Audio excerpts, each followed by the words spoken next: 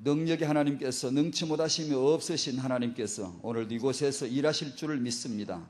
하나님의 계획을 이루심으로 죽은 자를 살리시고 병든 자를 치유하시고 흑암을 완전히 결박하시는 우리 하나님의 능력으로 이 시간에 역사하시고 하나님의 가장 귀하신 뜻을 이루시는 하나님께서 함께 하시옵소서. 성도들의 후대들이 회복되는 시간이 되게 하옵소서. 예수님의 이름으로 기도하옵나이다. 아멘. 성경 창세기 17장 말씀을 같이 여시겠습니다.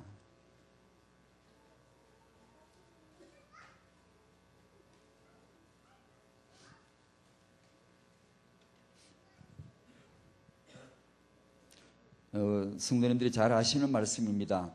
하나님이 아브라함을 부르시고 아들을 주시겠다고 약속을 하셨지요. 근데 그 말씀하신 지가 벌써 얼마나 지났는지 5년, 10년 말씀만 하시고 실천을 안 하시는 것 같아요. 행동을 안 하시는 것 같고 자꾸 말씀만 하세요. 주겠다고 주리라.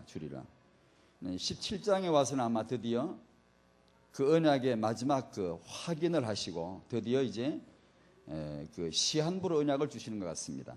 그때 하나님이 아브라함을 아브라함이라 열국의 아비라 이름을 바꾸어 주시고 그 다음에 사라의 이름을 사라로 바꾸어 주시는 그 내용입니다. 열국의 의미 15절부터 22절까지 다 같이 읽겠습니다. 시작. 하나님이 또 아브라함에게 이르시되 내 아내 사레는 이름을 사레라 하지 말고 그 이름을 사라라 하라. 내가 그에게 복을 주어 그로 내게 아들을 낳아주게 하며 내가 그에게 복을 주어 그로 열국의 어미가 되게 하리니 민족의 열왕이 그에게서 나리라. 아브라함이 엎드려 웃으며 이르되 100세 된 사람이 어찌 자식을 낳을까? 사라는 90세니 어찌 생산하리요 하고 아브라함이 이에 하나님께 고하되 이스마엘이나 하나님 앞에 살기를 원하나이다. 하나님이 가라사대 아니라 내 아내 사라가 정녕 내게 아들을 낳으리니 너는 그 이름을 이삭이라 하라. 내가 그와 내 언약을 세우리니 그의 후손에게 영원한 언약이 되리라. 이스마엘에게 이르러는 내가 내 말을 들었나니 내가 그에게 복을 주어 생육이 중다하여 그로 크게 번성케 할지라. 그가 12방백을 낳으리니 내가 그로 큰 나라가 되게 하려니와 내 언약은 내가 명년 이 기한에 사라가 내게 낳을 이삭과 세우리라. 하나님이 아브라함과 말씀을 마치시고 그를 떠나 올라가셨더라. 아멘. 우리도 하나님의 언약을 받았으면 하나님이 행하실 줄 믿고 오래 참읍시다. 기다릴 줄 알고. 우리는 그걸 모르니까 조급하고 하나님은 다 아시니까 느긋한 게 아니고 그냥 여유를 부리시는 게 아니고 다 아시니까 이렇게 때로 오래 걸리기도 하시고 때로 갑자기 하기도 하시고 그러신 것 같아요.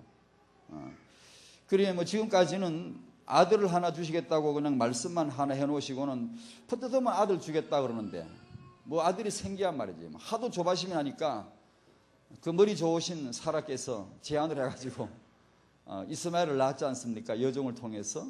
그리고 난 후에 이스마엘은 아니라 오늘 17장에서 이스마엘은 아니라 아브라함 입에서 엘리에셀이나 오늘 또 이스마엘이나 하나님이 아니라.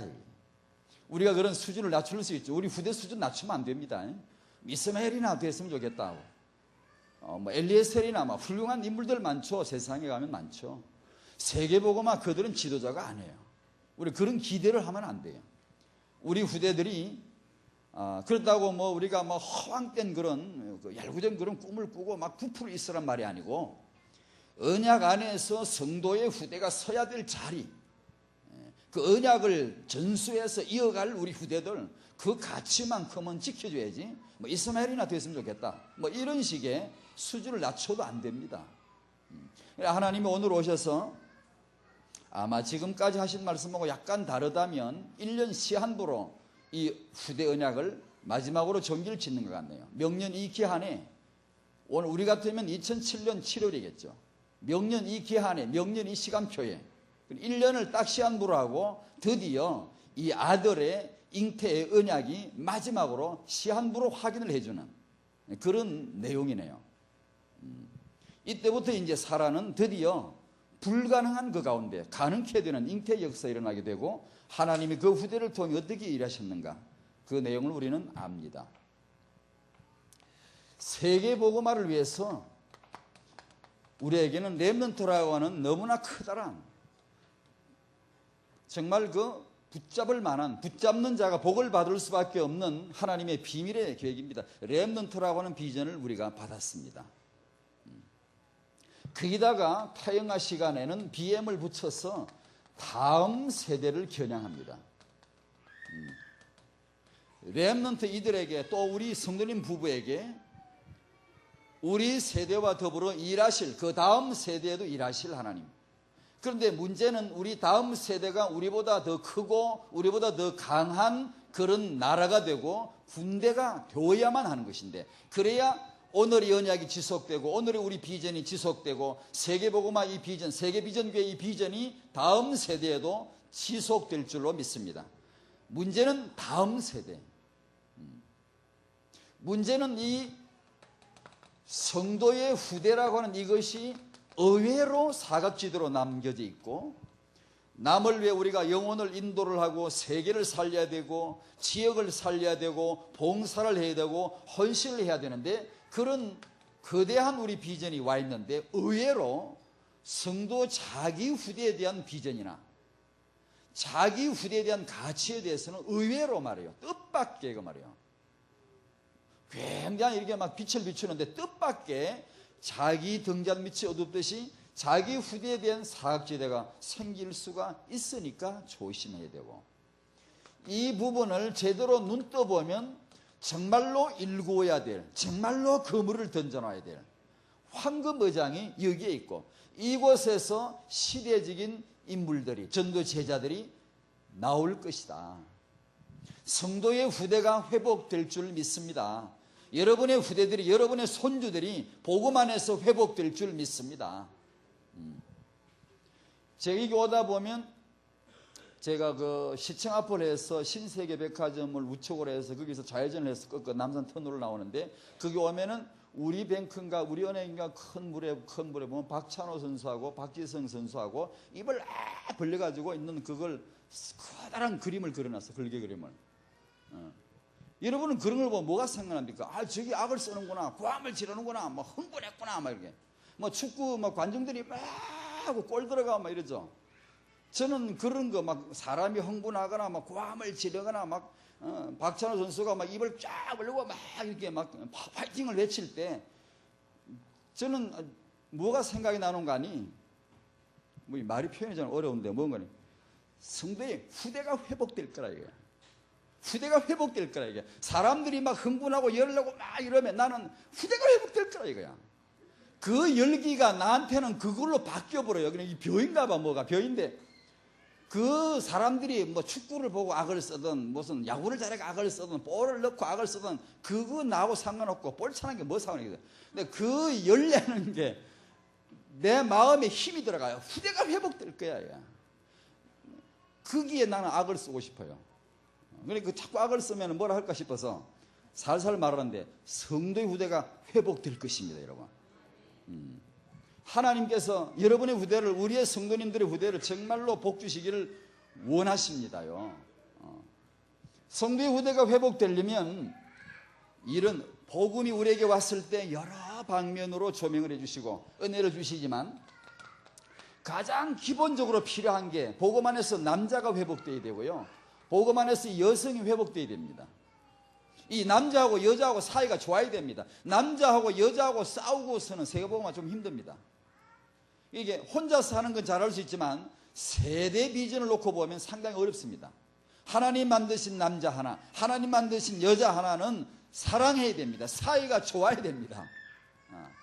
이게 팀이 돼야 됩니다. 이게 팀워크가 되고 이게 완전히 조직이 되고 딱 작가 뭉쳐가지고 여기 이곳에서 하나님의 형상이 드러나고, 이곳에서 하나님의 비전을 담는 그릇이 되고, 이곳에서 시대를 향한 성도의 후대가 회복되는 것이 응답, 성취가 되어지죠. 마귀 역사가 뭔 줄 아세요? 여러 가지가 있죠. 제가 보는 마귀 역사는 볼도 잘 차 남자가요, 정치도 잘해요. 전문인 많아요. 위인 많아요. 영웅 많아요. 그런데 남자는 발달이 안 돼요. 여러분요, 여성 전문인 많아요. 여성 커리우먼 많아요. 여성인 정치가 많아요. 여성 그런 내노라하는 인물들 많아요. 그런데 여성이라고 하는 그 본질 자체는 지금까지 발달된 게 없네요. 되질 않아요. 남자가 발전이 안 돼요. 회복이 안 되고 여자가 회복이 안 돼요. 그리고 나서 문화가 아무리 발달이 된들, 과학물질 문명이 발달이 된들 이 진전이 돼야 말이죠. 여러분, 이걸 영적인 싸움이라고 핵심에서 우리가 메시지 받았는데, 남자 여러분, 복음 안에서 우리 남성이 회복되기를 바랍니다. 그리스도를 닮은, 하나님의 남성성을 닮은, 여성은 하나님이 가지신 여성성, 하나님은 잉태하십니다. 하나님은 출산하십니다. 하나님은 창조하십니다. 여성성이죠. 그러니까 그 여성이 복음 안에서 회복이 되는 그런 아내, 그런 어머니가 우리가 됩시다. 영적인 싸움이에요. 지난주 말씀을 잠깐 한번 복습 삼아 한번 드리면, 창세기 3장에서 이놈의 뱀이 등장해가지고 하와를 유혹하고 시험하여, 이 하와를 잘못 건드려가지고, 건드릴 걸 건드려야지, 잘못 건드려가지고는 사형언도 받았어요. 골라갔어요. 이 성도를 잘못 건드려가지고 사형언도 받았어요. 어떻게? 방법은 뭐죠? 여자의 후손으로 죽여버리겠다는 거예요. 완전히 깨트려버리겠다. 완전히 박살내버리겠다. 가루로 만들어버리고 완전히 너는 영원히 저주받게 하겠다. 선고가 이때 내려졌습니다. 여자의 후손으로. 그에 비해서 아담 하와는 받은 벌이 경범죄 수준 같아요. 땀 수고. 하지만 그 이면에 무섭죠. 하나님과의 단절. 지옥에 갈 수밖에 없는 단절. 그러나 이 정죄는 복음을 전제로 한, 복음의 구속과 구원을 전제로 한 하나님의 사랑의 정죄이지, 사단 이놈은 그냥 사형이야. 끝나버린 거예요. 여자의 후손으로 완전히 저주받아 버렸어요. 창세기 3장 10을 우리는 그렇게 좋아가지고 비밀 그러지만 사단한테는 흉엄이에요. 가장 듣기 싫은 소리, 가장 듣기 싫은 소리. 사단의 심장을 콱 찔러버리는 그런 메시지죠. 이때부터 사단은, 뱀은 역사 속에 여자를 주목하고 후대를 주목합니다. 요즘식으로 신문에 나오는 걸 표현하면 성학대고 아이학대입니다. 여성이 여러 이유 가운데 차별됩니다. 여성의 본래 성이 회복이 잘 안 돼요. 그 주로 남성에 의해서 왜곡되지만 남성 또한 피해를 입어요. 그리고 아이들이, 이 세상에서 아이들이 학대당하고 있고 괄시당하고 있고 멸시당하고 있어요. 이 아이들의 가치가 뭔지를 아직도 지구촌은 몰라요. 교회도 몰라요. 아이가 이게 뭔지를 아직도 몰라요. 우리가 곧 죽을 텐데 아직도 이걸 몰라요. 그러니까 사사기는 끊어지질 않아요. 계속 한 번 일어났다 또 끊어지고, 일어났다 또 씻고, 일어났다 씻고, 자꾸 새로 해야 돼요. 새로요. 그러니까 이 역사라고 하는 것이 그 저변을 쫙, 역사 속에 침전되어 있는, 가라앉아 있는 그 내용물을 잘 보면요, 동서양이 차이가 없어요. 여성이 왜곡되고 아이들이 왜곡되는 것이요, 깔려 있습니다. 그걸 저는 제 나름대로, 순전히 이건 제 나름대로 제가 역사를 바라보는 이 후대라고 하는 주제로 보다 보니까 이게 제 마음에 정리가 됐어요. 보이더라고요. 뱀이 어떻게 역사했는가, 이것만 얘기하라 그러면 몇 시간 할 수 있어요. 복음하고 별로 상관없는 얘기지만 확실합니다. 제가 건수를 잡았어요. 사단 뱀이 저지른 건수를 제가 잡은 게 있다고요. 제 나름대로이지만 확실하게 뱀은 여자를 박해합니다. 확실하게 뱀은 아이들을 박해합니다. 왜곡시킵니다. 이게 걸려들면, 부모가 여기에 걸려들면, 남성이 여기에 딱 걸렸다 그러면 남자가 아니에요. 이거 완전히요, 뭣도 모르고 남성이 완전히 이게 뭣도 근거도 없는 이 우월 사상이 있다든가, 이게 남자하고 여자하고 팀워크가 완전히 깨져버려요. 완전히요. 안 돼요. 이래 되면 하나님의 계획을 이룰 수가 없단 말이에요. 창세기 4장으로 이어서 가인이 태어나는 그 장면을 한번 더 배경을 더 설명해 보십시다. 뱀이 와가지고 하와가 시험에 들었어요. 속았네요. 아담도 완전히 이제 그 금지된 하나님 계명을 완전히 그냥 넘어버렸어요. 이제 완전히 넘어버렸죠. 아, 속은 줄 알았어요. 이놈이 원수한테 속았구나 알았죠. 시간은 늦어서 때는 늦었죠. 그리고 이 아담과 하와가 그 가질 수 있는 단 하나의 희망이 뭐냐 하면 이 후대입니다. 후대. 단 하나의 가능성이 후대입니다. 가인을 낳았을 때 하와가 내가 여호와로 말미암아 득남하였도다 라는 이 말 속에 하와의 어떤 마음이 있었겠는가 한번 추측해 볼 필요가 있습니다. 그들의 희망이요 그들의 단 하나의 가능성인 이 후대를 낳았을 때 얼마나 큰 기대를 치렀겠어요. 아이들을 낳았을 때요. 그런 어떤 소리가 안 들립니까? 내가 여호와로 말미암아 득남하였도다. 뱀은 하와를 장악하고 아담을 장악하고 큰아들 가장 큰 기대를 싣고 태어나고 자란 이 가인을 장악하고 그 다음에 그 집안에 귀가 제대로 열린 아들 하나 아벨, 예배를 제대로 할 줄 아는 아들 아벨, 큰아들이라고 하는 이를 그렇게 기대를 가지고 큰아들을 낳았더니만 슬슬 다니더니만 어느 날 못된 놈한테 걸려가지고 집에를 들어오나 무슨 말을 제대로 알아듣나 뭐 영적인 메시지를 알아듣기로 하나 완전히 마귀한테 걸린 거죠. 큰아들은 그러고 돌아다니지. 어느 날 이 큰아들이 미쳤지. 이제 마귀한테 걸려가지고 둘째 아들 제대로 예배하고 아담 하와가 그나마 기대할 수 있는 단 남은 이 아벨 둘째 아들을 큰아들이 죽여버렸단 말이에요. 이 뱀이란 놈을 한번 보세요. 하와를, 아담을, 큰아들, 아벨 싹 다 제끼는 거예요. 여러분 이거 잘 기억해야 됩니다. 우리가 영적인 싸움이라고 말할 때 어차피 이놈을 아는 이상, 그리스도의 비밀을 아는 이상 성리하신 그리스도의 이름으로 허감을 꺾으시기를 바랍니다. 우리는 성리한 줄로 믿습니다. 우리는 싸움을 걸어야 돼요. 이게 화장실 가니까 화장실에 글자를 그런 걸 써붙여놔야지. 저번에 보니까 저는 인터넷 뉴스를 2일이나 하루에 한 번 정도, 이틀에 한 번 정도 검색을 합니다. 이게 서핑을 합니다. 이렇게 다니면서 이게 주워 내는데요. 그거 보니까 그 전인권이라는 가수가 있어요. 머리가 요래 갖고 있는 사람이 있어요. 머리가 전부 어디 다 어디를 가려고 그래 차원에. 그런 사람 하는데 그 사람이 어떤 그 말을 하나 한 게 있더라고요. 자기는 어느 날 화장실에 갔다가 써붙여놓은 그 고속도로 휴게소 가면 화장실마다 글을 써붙여놨어요. 거기에서 인생에서 가장 중요한 것은 정말 진리를 찾는 그다. 진리를 찾는 것이다.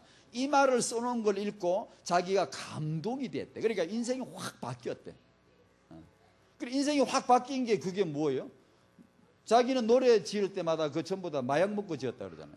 자기 입으로 고백을 했대요. 마약을 먹은 상태에서 그걸 자기가 작곡했다 그러더라고요. 아니 세계비전교회 화장실에 올라가 봐요. 뱀과 정갈을 밟으며 써놓으려면 그런 걸 써붙여놓고 읽으려면 그런 걸 읽어야지. 그 이상한 뭐 인생에 뭐 진리가 뭔데 그런 걸 읽고 감동을 받아가 그렇게 되잖아요. 뱀과 전갈을 밟으며 우리는 승리한 자인 줄로 믿습니다.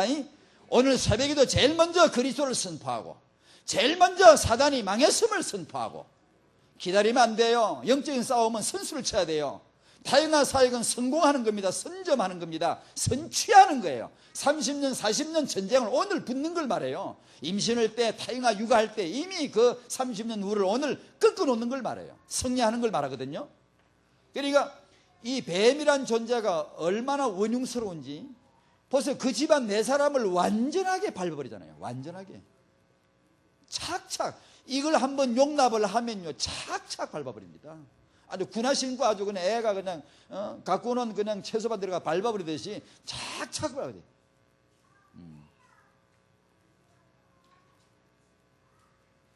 이런 위기 가운데 무너진 현장, 언약이 끊어져 버린 현장, 예배가 무너져 버린 현장, 후대가 끊어져 버린 현장, 어떻게 할 겁니까? 여기서 아담 하와는 많은 그 깨달음이 있었겠죠. 많은 깨달음을 가졌겠죠. 그리고 셋을 낳습니다. 여러분이 만약에 아담 하와 입장이라면 어떤 마음으로 셋을 낳겠습니까? 그죠? 어떤 마음으로? 어떻게 허감을 꺾을 수 있나요? 어떻게 예배를 회복할 수 있나요? 어떻게 이 무너진 현장을 다시 회복할 수 있나요? 저놈의 더러운 원수를 어떻게 내가 꺾어서 보복할 수 있나요? 그게요, 셋입니다. 아들을 낳는 겁니다. 아이를 낳는 거예요. 아이를. 드디어 이 아이가, 이 셋이 나타나면서 드디어 언약이 전수가 돼요. 예배가 살아나고 여호와 이름을 부르기 시작하고 언약의 가문의 족보가 드디어 이어지기 시작해요. 중요합니다, 이게 셋이. 그래서 저와 여러분들은 지금 여러분이 지금 키우고 있는 아이들이, 돌아다니는 아이들이, 젖먹이는 아이가 셋을 키우고 있다는 걸 아셔야 돼요. 청년 여러분들은 미래에 셋을 낳을 자들임을 아셔야 돼요. 셋을 낳아야, 그래야 이 현장을 살려요. 안 그러면 저 팔팔 돌아다니는 허감과 가인의 가문을 어떻게 제압을 하겠어요? 셋을 낳아야 언약을 전수할 이 후대가 나와야 이놈 허감을 보복하지, 이놈을 꺾어내지. 아담 하와의 소원입니다, 이게 셋이라는 이 존재가. 정말로 절치부심, 정말 와신상담, 정말 원수를 향한 적개심을 가지고 기도하며 언약 잡고 난 아들이 셋입니다요. 반드시 셋을 낳았어야만 하는 거예요. 그게 셋입니다. 그래서 우리는 영적인 싸움을, 어차피 우리는 핵심의 우리 메시지처럼 영적 싸움을 할 자격이 있잖아요. 그러니까 기다릴 필요 없어요. 새벽에 일어나면 이미 그리스도가 승리하셨다는 것과 마귀는 완전히 망했다는 것을 선포할 필요가 있죠. 애 키울 때 미리 진작부터 그리스도를 선포하고, 허감이 뭘 노리게? 가인입니다. 가인. 하와에게 집적된 이 뱀이 큰아들이 낳자마자 그 가인에게 달라붙어 계속 사이가잖아요. 계속. 그러니까 저와 여러분들이 이 영적인 싸움을 가정에서, 여러 가지 분야 영적 싸움을 해야 되지만, 가정에서 후대 키우는 우리 엄마들, 아빠들께서 영적 싸움에 꼭 승리하시길 바랍니다. 우리는 이미 승리했습니다. 후대 앞에서 이것을 승리하자 이 말입니다. 육아는 정말 영적인 싸움이라요. 영적인 싸움이라요. 이삭의 어머니 사라, 셋을 낳은 어머니 하와, 지난주 메시지였고요. 오늘 이 사라로 넘어옵니다. 언약 가문의 대모라, 대모. 아주 그 대모라고 알죠? 뛰어난 두드러진 영역, 특별한 활동을 하는 그런 분. 왜 그런가 하니? 언약 가문이 뭐죠? 아까 창세기 3장 15절을 말씀하셨는데, 여자의 후손이라고 하는 비밀스러운 내용이 하나님 위해서 나오기 시작했죠. 그러면 이 여자의 후손이 어딘가 태어나야 되거든요. 후손이란 말은 잉태와 출산을 필연적으로 말하는 겁니다. 후손이란 말은, 후손이라 씨라 이 말, 후손이란 말은 씨, 자식이라 그 말이에요. 그러니까 이건 잉태와 출산을 전제로 한 용어입니다. 여자의 후손, 이 말은 어딘가 태어나야 돼요. 그러니까 창세기 12장에서 이 여자의 후손이 태어날 가문을 만드시는 거죠. 특별 인물을 띈 가문을 하나님이 만드시는 거죠. 그게 아브라함을 부르시는 것이죠. 새 가문의 조상으로. 그 아브라함의 아내가 사레입니다. 그러니까 이 언약의 가문을 시작할 때에 아브라함과 사라 두 대표자가 선택되는 겁니다. 그 위치, 사라란 말은 왕이란 말인데, 왕, 여자로서 왕을 말합니다. 대단한 이름이죠. 그 위치와 신분이 바로 그와 같습니다. 마태복음 1장 1절부터 16절에 보면 하나님이 시작하신 언약의 가문이 하나님이 어떻게 이 가문을 끌어왔는가, 하나님이 어떻게 이 가문을 키워왔는가가 한마디로 쩌르르 나와 있죠. 아브라함과 다윗의 자손 예수 그리스도 세계를 쩌르르 말하면서 마리아를 통하여 아브라함 가문의 마지막 거론된 실명이 마리아를 통해서 그리스도라 칭하는 예수가 나시니라고 이 세 구절을 완전히 딱 맞춰내죠. 그죠? 그 특별한 가문, 특수한 가문을 위한 첫 번째 시조다 이 말이에요. 아브라함과 사라. 대단한 위치죠. 특별한 하나님의 계획이 있죠. 그 다음에 이 사라의 성품을 간단하게나마 한번 엿봅시다. 아마 여성이 일반적으로 그렇게 했습니다만은 참 적극적입니다. 아주 극성스러운 그런 모습이 보이네요. 간단하게 빨리빨리 얘기 말씀을 드리면, 여러분 잘 아시듯이 아기가 안 생기니까 하나님은 아기 주신다는데 말만 하시잖아요. 이걸 기다리질 못하네. 그래서 제가 우리 청년들에게 시편 106편 12절인가 13절 말씀을 제가 드렸지요. 가르침을 기다려야 된다. 기다려야 된다. 굉장히 중요한 것 같습니다. 가르침을 기다려야 되는데 기다리질 못하고, 여보 우리 애 낳읍시다. 하나님 애 주신다는데 말만 하시잖아요. 내 여종 하갈이 젊었으니까 아기를 낳으면 안 되겠습니까? 그러니까 아브라함이 그럽시다 여보, 그래가지고 애를 하나 낳았는데 이스마엘이. 보통 남자들이 여자 말 근손으로 듣습니다. 여러분 남편은 안 그렇습니까? 저는 잘 그러는데 근손으로 듣습니다. 근데 어떻다고, 결론은 그렇다고, 그래서 어떻다는 얘기인데 빨리 그래 결론 내기를 원하지. 남자들은 자꾸 얘기를 오래 하는 걸 별로 원치 않습니다. 그래서 어떻다는 건데 이거 빨리 그것만 하고 뻔된 적이는데, 여자들은 결론보다는 과정을 중요시 하거든요. 남자는 기계를 다루기를 좋아하지만 여자는 인격을 상대하거든요. 남자는 수치를 좋아하고 조직을 좋아하고 통계치를 좋아하지만 여자는 그거보다는 거기까지 가기까지의 과정을 더 즐기려고 그러거든요. 남자 어린애들은 놀면서 기계 갖고 놀지만 여자애들은 인형 갖고 놀죠. 인격을 말해. 사람을 좋아하고 남자는 기계를 좋아하죠. 그래서 남자가 세운 문명은 기계 문명이죠. 그래 남자가 지도자가 되면 리더가 된 그 사회는요, 수치를 세우고 조직을 하고, 그래서 그걸 지도를 발휘하고 막 끌어나가는데 나중 뒷감당을 잘 못해요. 후유증이 굉장해요. 왜냐하면 인격이고 뭐고 사람이고 뭐고 이런 거 안 하고 막 밀어붙이는 그런 스타일이에요. 그래서 남자하고 여자하고는 둘이 같이 있어야 돼요. 남자가 멋도모로 가려고 그러면 잡아 당겨야 되고, 약간 잡아줘야 되고, 또 남자가 이게 속도를 좀 늦으면 밀어줘야 되고, 그런 역할을 해. 그렇게 남자 여자는 청성, 하나님 그래 남자 만드셨고, 그래 여자 하나 딱 하나님 만드신 존재는 딱 두 개요. 다른 천지 만물이야 이 남자 위해서 만든 거지 여자 위해서 만든 거고, 하나님이 실은 만드신 존재는 딱 남자 하나 여자 하나입니다. 이 둘이 화해해야 돼요. 바울이 그랬죠. 복음 안에서 남자 없고 여자 없다. 복음 안에서 하나다. 세계 복음화 비전 속에 하나다. 그래서 이 남자 여자가 잘 만나야 돼요. 사라가 그거 말할 때는 아브라함이 어떻게 잘 듣는지 몰라. 그런 말은 잘 들리나 봐. 아브라함이 사라의 말을 들으니라. 아브라함 약간 웃긴 데 있습니다. 이 남자. 아까 오늘 본문에 읽어볼 때 보면 하나님이 초반절에 보면 아브라함 네 이제 열국의 압이 된다. 진짜 아들 낳는다 그러니까 묻지도 않아요. 믿는 구석이 있나 봐요. 왜냐 16장에서 애를 낳아봤거든.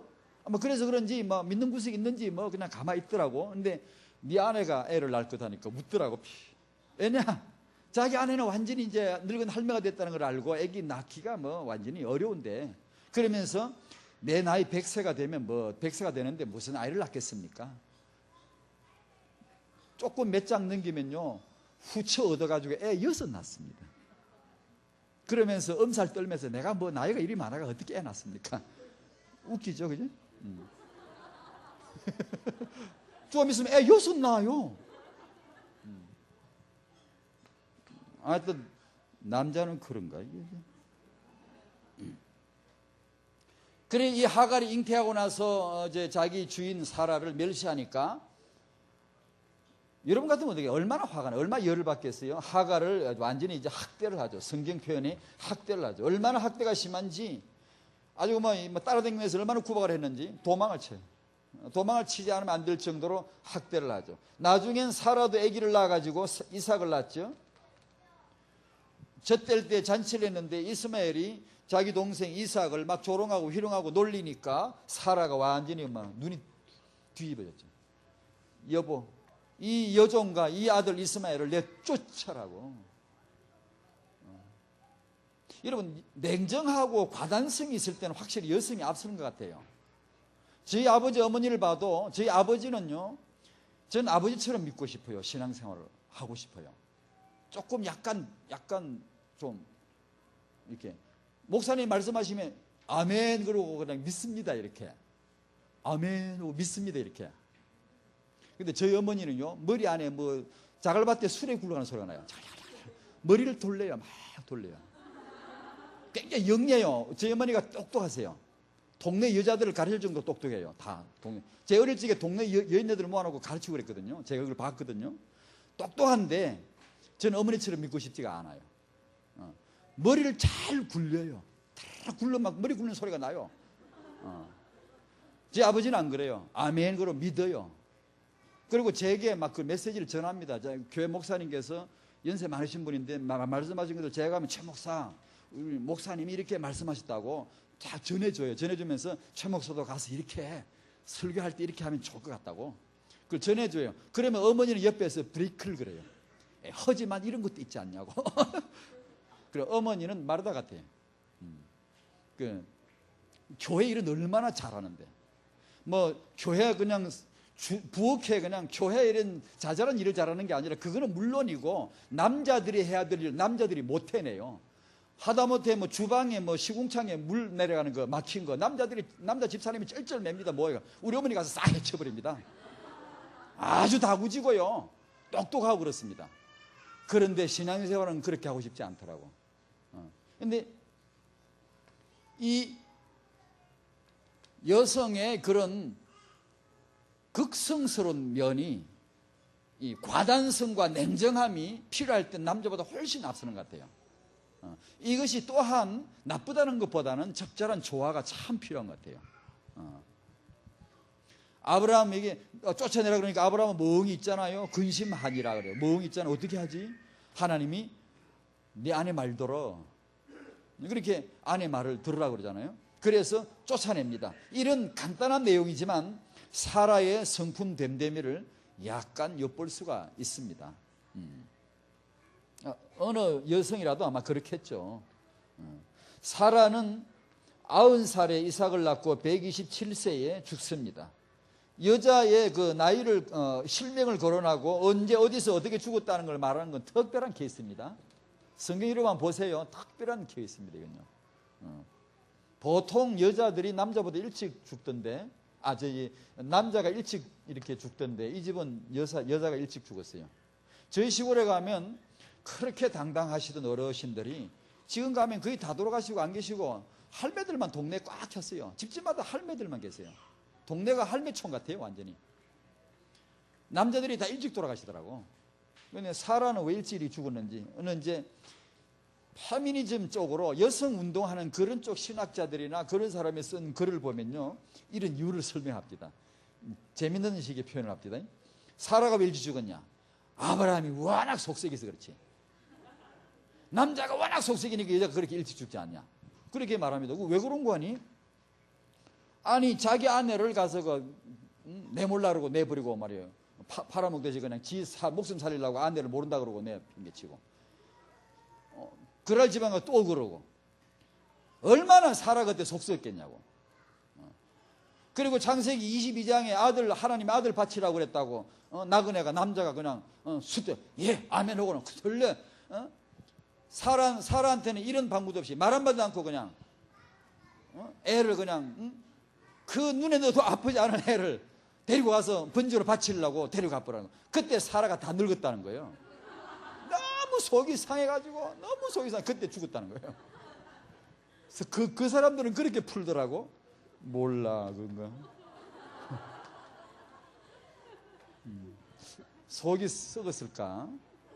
그러나 신약에서 보면 사라가 참 속도 좋긴 좋아요. 저는 성경에 뭐라고 쓰는지 알아요? 속도 좋지.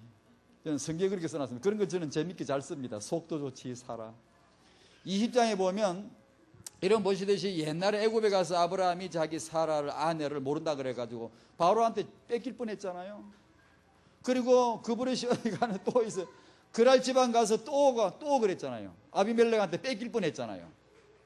근데 만약에 제가 집사람이 그랬다면 저 다 내놓고 도장 내놓고 통장 내놓고 뭐 내놓고 다 내놓고 나와야 됩니다. 앙 하지. 아니 자기에게 그렇게 하는 남편을 어떻게 이쁘게 보겠습니까? 어떻게? 아무리 그래서 제가 사라는 속도 좋지. 여보 이봐요. 사라는 속도 좋지. 21장에 써놨어요. 왜냐? 20장에 걸어놓고 21장에서 금세 애를 낳습니다. 금세. 그런 남편이 뭐가 이쁘다고 애를 잉태해가지고 이삭을 낳습니다. 그러니 제가 그 말을 안 써요. 21장 초대에다 사라는 속도 좋지. 참 진짜 좋은 여자. 다 여러분 사라를 본받으시기 바랍니다. 여성 여러분. 그래야 돼요. 여자는. 그래야 돼요. 맞아요. 그게. 얼마나 속이 좋은지. 열국의 어미라 그랬대요. 선택된 불임녀.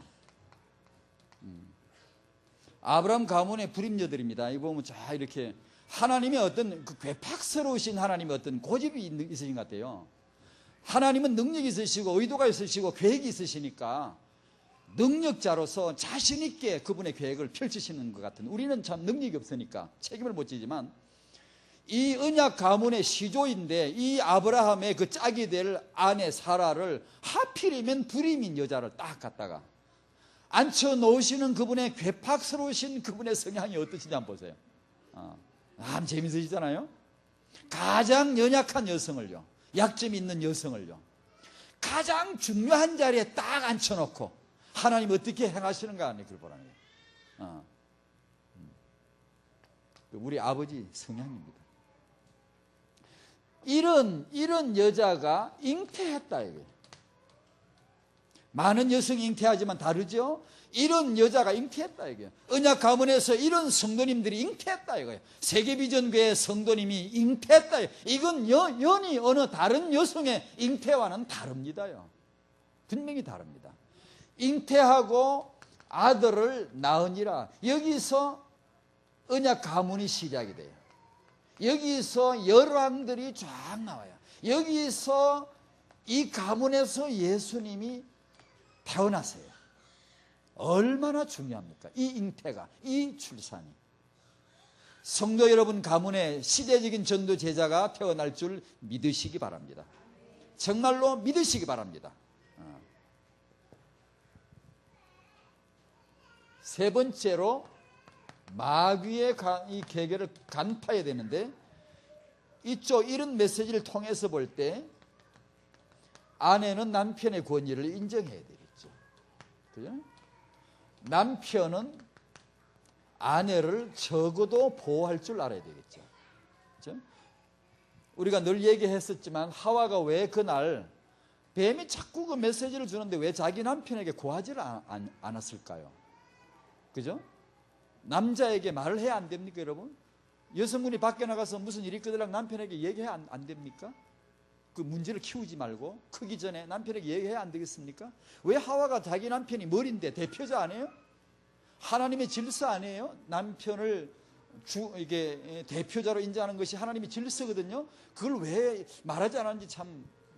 그리고 아담 또한 자기 아내가 나가서 자꾸 그 뱀하고 자꾸 이게 데이트하고 자꾸만 얘기하는데, 자꾸 이게 토크쇼 하는데 왜 그걸 여보 그만둬 빨리 들어와 하고 왜 자기 아내를 보호해야 되는데 왜 안 했죠? 아브라함이 왜 자기 아내를 애굽에서 그리고 그랄 지방에서 이렇게 뺏길 뻔하고 그렇게 보호하지 못했죠? 그런 걸 우리가 좀 역으로 이분들이 우리보다 못해서가 아니죠. 남자들의 취약점이 될 수 있고 여성들의 취약점이 될 수 있습니다. 그걸 한번 우리가 잘 새겨봐야 되겠어요. 그리고 여성이 우리가 또 부부로서 아내가 은혜를 많이 받아야 후대가 회복됩니다. 그건 틀림없는 것 같습니다. 여성 여러분들에게 책임을 무조건 지우는 게 아니고 우리 남자들이, 그래서 여성들이 은혜를 많이 받도록 도와야 되고, 또 실제로 은혜를 잘 받아요. 어제 주일날도 여러분 은혜 많이 받으셨죠? 아멘 해요. 남자들보다 은혜를 훨씬 더 많이 받으셨을 거예요. 남자들이 은혜를 못 받는 것 같지만 절대 깔보면 안 돼요. 대표로 인정하실 수 있는 은혜를 받으셔야 돼요. 그 은혜를 받아야지. 까불어버리면, 내가 은혜를 많이 받았다고 까불어버리면 용천도 그 받은 거 다 무너져요. 다 쓰러져 버려요. 다 무너져 버린다고요. 그러니까 여성이 은혜를, 여성이요 확실히 은혜를 많이 해요. 10대로 흔들어도 여자가 많이 흔들잖아요. 영적인 감각이 여성이 확실히 앞서는 건 사실이에요. 그죠? 그런 면이 있어요. 그러니까 꼭 내가 우리 남편보다 믿음이 꼭 뛰어나다 좋다라고만 생각하면 안 됩니다. 은혜를 많이 받으시고 복음을 많이 누리시고, 그래서 남편을 위해 기도해 드리시고, 남편으로 하여금 대표자로서 하나님 앞에 서실 수 있도록 할 수 있는 은혜를 받으셔야지. 요 이리 비켜봐, 내가 다 할게, 이래버리면 대표가, 질서가 다 깨질 수 있어요. 그러니까 이 남자 여자 조화가 참 필요한가 봐요. 만약에 집안에 남편이 안 계시면 여성이 남자 역할을 해야 됩니다. 머리 역할을 다 해야 되죠. 모든 면에서요. 그 다음에 마지막 우리가 하게 하면 적용해 보십시다. 복음을 위하여. 우리 모두가 열국의 의미로 부름을 받았다는 것을 믿으시기 바랍니다. 다 열국의 의미, 세계 복음화를 위하여 우리가. 청년 여러분, 여러분에게 말씀드리고 싶네요. 여러분이 왜 결혼해야 되죠? 왜 결혼이란 비전을 왜 봐야 되죠? 여러분이 복음을 위하여, 세계 복음화를 위하여 열국의 아비가 되고 열국의 어미가 될 비전을 꼭 잡으시길 바랍니다. 성도를 통하여서 주시니까, 이 후대를 주시게 되어 있으니까. 그렇게 우리가 생각한다면 준비할 게 너무 많아요. 여러 가지로 응답을 받아야 돼요. 성도는 세계 복음화를 위하여 이 후대를 낳아야 돼요. 출산을 해야 돼요. 이삭이죠. 그리고 언약의 육아를 해야 되죠. 언약의 육아를. 제가 잠언을 요새 새벽에 잠언을 읽는데요. 저는 그냥 성경을 그냥 내리 계속 읽습니다. 읽는데 여러분 너무 잘 아시죠? 여호와를 경외하는 것이 지혜의 근본이요. 그죠? 거룩하신 자를 아는 것이 명철이니라. 이 말씀을 읽고 집사람하고 둘이 앉아 새벽에 이게 육아다. 그걸 공감해서 둘이 다 같이 공감해서 이게 육아다. 이걸 이루는 것이 육아다. 잘 이해하셔야 됩니다. 제가 우리 오늘 그 모세 엄마랑 오셨나요? 모세 엄마 오셨어요 오늘? 아 거기 있어요? 근데 모세 엄마랑 그 저분들에게 내가 잠깐 메시지를 한번 줘보려고 생각했는데 이거 한번 지금 할게요. 우리가 그러면 우리 집사람하고 저하고 그래서 우리는 그럼 이렇게 육아를 했다고 생각하느냐? 집사람도 우리가 좀 부족했다. 저도 좀 고백했습니다. 나도 부족했다. 이거 제가 뭐 그런데 육아를 뭐 전혀 못했다는 게 아니라 지금 같은 생각으로 보면 많이 부족했어요. 많이 부족했거든요. 그래 육아를 한다면 정말로 여러분 잘 기억하셔야 됩니다. 성도님들도 애기 키울 때 대강 소홀히 얘기입니다. 이 부분을 까딱하면 소홀히 얘기입니다. 책을 많이 읽히지만 성경을 안 읽혀요. 여러분이 세상은 전부 다 영재니 막 그런 쪽에 막 거의 미쳐 있어요. 지금요. 대부분이 많은 경우 관심이 있다는 부모들이. 그런데 우리 성도님들이 가정 안에서 자기 후대 육아를 위하여 하나님을 얼마나 높이는가, 말씀을, 언약을 얼마나 높이는가, 거기 승부를 그려야 됩니다. 꼭 그려야 되는데 그 중에 하나를 그런 삶의 규범을 만들어 버려야 됩니다. 부부가 둘이 가정 안에서 예배하는 거. 제가 어제도 한 분 집사님 부부를 만났는데 자기 아이 문제 얘기를 했어요. 상담처럼 조금 얘기하다가 제가 그분에게 간단하게 일단 1차적인 메시지를 같이 나눴어요. 뭐라는 거니? 예배를 합시다. 핵심에서 유 목사님 그런 말씀하셨죠. 정식 기도도 좋지만 또 정식 예배라는 말씀 언급하셨어요. 그 예배를 부부가 둘이 앉아서 집에서 가정 예배 하십니까? 하니까 지금 못한대요. 당장 그거부터 회복하십시오. 그 아이 문제를 바라보지 말고 지적하지 말고 그걸 자꾸 이렇게 서툴게 이렇게 말하지 말고 그걸 자꾸 아이가 더 눌리니까 부모가 우리 말이 세련되지 못하면 눌립니다. 애가 더. 우리는 영적인 비밀학 하면서 제대로 막 말해준다 하는데 오히려 눌리는 수가 많습니다. 사단이 어떻고 저쩌고 이러면 뭣도 모르고 애들은 눌린다니까 더요. 그러지 말고 두 분이 약속을 하십시오. 가정에서 예배를 회복하십시오. 하나님 앞에 이 아이를 놓고 딱 소원을 품고 정확하게 약속을 하나님께 드리고 약속을 지키면서 중심으로 예배를 하십시오. 찬송을 하나 드리고 말씀을 읽고 말씀에 딱 적당히 나오면 언약을 딱 잡고 그리스도의 승리를 선포하고 믿고 절대로 믿고 계속 선포하고 그리스도를 높이고 흑암을 꺾고 계속 가정에서 예배를 해보십시오. 그렇게 하자고 그 사람 부부 저 셋이 약속을 했는데요. 예배를 반드시 세워야 됩니다. 뱀을 보세요. 어디다 이놈이 어디 눈 뜨고 돌아다니는가 보세요. 그리스도의 이름으로 사단은 영원히 멸망했다는 것을 선점해야 돼. 싸움을 먼저 걸어야 됩니다. 싸움은 이놈이 먼저 걸어왔지만 이제는 우리가 먼저 걸어야 돼요. 다윗이 골리앗의 공격을 기다리지 않아요. 성도는 기다리지 않아요. 그런 건요. 그리스도의 비밀을 알았는데 왜 기다려야 됩니까? 새벽에 제일 먼저 그리스도를 선포하고 허감을 먼저 꺾어버려야 되죠. 이겼으니까. 허감이 들어온 다음에 우리가 문제를 만난 다음에 당해가지고 막 이렇게 부산하게 움직일 필요 없이 먼저 꺾어버려야 되죠. 항상요. 그러니까 그 예배입니다. 예배. 꼭 예배를 간단하게나마 이렇게 예배를 하시고 기도와 찬양을 하십시오. 가정에서. 그리고 헌금하는 거, 선교헌금하는 세계복음을 해서 선교헌금을 정확하게 아이들 앞에서 보여주십시오. 그리고 헌금을 분명하게 이렇게 아이들에게 보여주시고 세계를 향한 비전을 하나님 앞에 심으십시오. 그리고 새벽에 시간을 살려, 이거 개인적인 규범인데요. 개인적인 삶의 규범인데 사람마다 다르겠죠. 그런데 저 같으면 그렇습니다. 새벽을 살리십시오. 새벽을 우리 집안, 이게 규범이라요. 우리 집안은 새벽이 있다.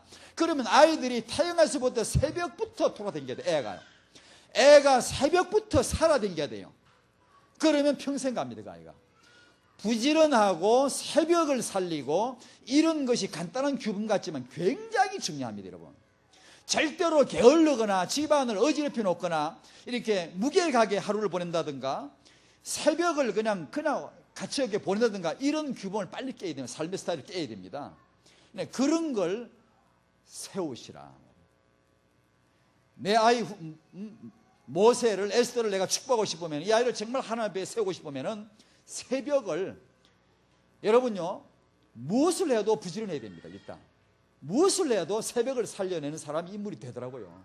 틀림없어요. 성경, 예배, 기도, 이건 뭐 절대 비타민입니다. 이건 필수 비타민입니다. 이거. 그러니까 그걸 규범을 세워놓는 게 좋습니다. 그게 육아입니다. 뭐 책 하나 읽고 그걸 따라 하려고 했다. 여러분 애 많습니다. 여러분 책 좀 읽고 그거 해보려고 하면 여러분이 내가 그걸 모르는데 아직 원리도 모르는데 그게 아직 젖어들지도 않았는데 내가 뭘 하나 읽고 그걸 해보려고 여러분이 아이 놀리는 겁니다. 아이 인격을 무시하는 겁니다. 그거 함부로 하지 마세요. 아이한테 맞지도 않아요. 그거요. 그러니까 그런 걸 조심해야 됩니다. 조심하고 이 영적인 언약 육아 환경을 먼저 만드셔야 돼요. 꼭 이게 육아입니다. 이게 우리 육아, 성도 육아입니다. 불신자들은 이런 데 생각도 못해요. 관심도 없고 몰라요. 뭐 어떻게 똑똑해 어떻게, 그건 소용없어요. 이스마엘은 지도자 아니에요. 아무리 진짜 건장하고 똑똑해도 이스마엘은 하나님이 제낀다고요. 언약이 있는 아들요. 하나님의 계획 속에 들어와 있는 그 아들을 하나님 챙기는 거지. 이스마엘이 아무리 똑똑한들 세상 인물 많아요. 하나님 그 사람들 쓰지 않아요. 쓰는 게 아니에요. 그러니까 그런 면에서 제가 쓰는 말입니다. 언약 육아 할 수 있습니다. 우리가 못하면 누가 하게? 꼭 그걸 하셔야 됩니다. 가정 안에 규범을 세워라. 그죠? 꼭 하셔야 됩니다. 네 번째로 하나님 앞에 드리자.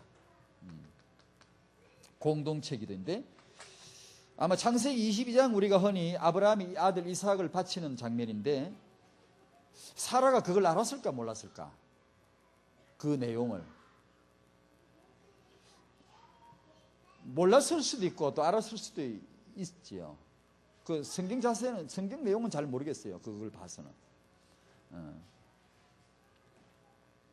그 아들을 바치라 그러는데 그 어머니가 알았을 때, 여러분 그 어머니 보고 아들 바치라 그러면 쉽지는 않겠죠. 아버지 보고, 아버지는 폭탄 터지면 튀는 사람은 아빠라 그러잖아요. 살아보려고 튀는 사람은 아버지라 그러잖아요. 아버지가 나빠서 아니고 그런 게 약간 있습니다. 다 그렇다는 게 아니고. 어머니는 자식을 끌어안고. 근데 아버지 보고 네 아들 바치라 할 때, 그때 당시 저는 처음에 성경 이걸 볼 때, 야, 하나님 그러시 이상하게 사람을 애를 바치라 그러나? 좀 이상하게 생각했어요. 그 나중에 알고 보니까 그때 당시 종교 문화예요. 아브라함은 그걸 잘 알아요. 자기 살던 갈대아스도 알고요. 자기 어린 아이를 바치는 건 이미 알려진 종교 문화예요. 당시 제물을 그렇게 바쳤어요. 그렇기 때문에 어린 아이를 제물로 바치는 데 대해서는 생소하지는 않아요. 충격적인 그런 말은 아니에요. 했어요, 그때 당시. 그건 이제, 그런데 아브라함 보고 아들 바치라 그러니까 남자가 예, 아멘 하고는 탁 행동합니다. 물론 그 고민이 많았겠지만, 그렇게 만약 어머니 보고 그랬다 그러면 쉽지만은 않았을 거예요. 그러나 또 그래서 그 사라는 모르게 숨겼는지, 아니면 저는 이렇게도 생각해 봅니다. 사라가 알았을 수도 있다. 알았을 수도 있지만 자기 남편을 인정하고 하나님 말씀을 순복해서 기꺼이 순종하여 들을 수도 있다. 어머니로 쉽지 않은 얘기지. 쉽지 않은 얘기. 어떻든 간에 성도의 후대는 하나님 앞에 드리기 위한 것인 줄로 믿읍시다. 세계비전교회 성도님들의 후대들이 더 크고 강한 나라로, 더 크고 강한 군대로 회복되어져서 하나님에게 드려지기를 바랍니다. 다음 세대 렘넌트들입니다. 여러분의 손주들이, 여러분의 아들, 딸들이 하나님의 축복이 임할 줄 믿습니다. 마지막 한마디만 더 할까요? 하나님의 관심이 어디 있죠? 그리스도에게. 하나님의 그분의 능력이 어디 집중되죠? 그리스도에게. 제가 우리 저 세계비전교회 저력을 한 번만 말씀드릴게요. 어느 집사님이 지난번에 그러시더라고. 우리 목사님은요, 복음이 맞다 그러면 그 다음은 계산이 없어요 그러더라고. 계산을 몰라요 그러더라고. 제가 그 말씀을 듣고 속으로 이 교회가 숨은 저력이 있긴 있구나.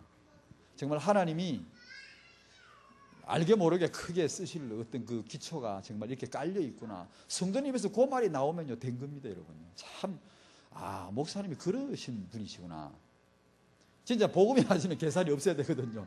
저는 계산이 많아요. 그래서 잘 안 돼요. 제 어머니 닮았나 봐. 우리 어머니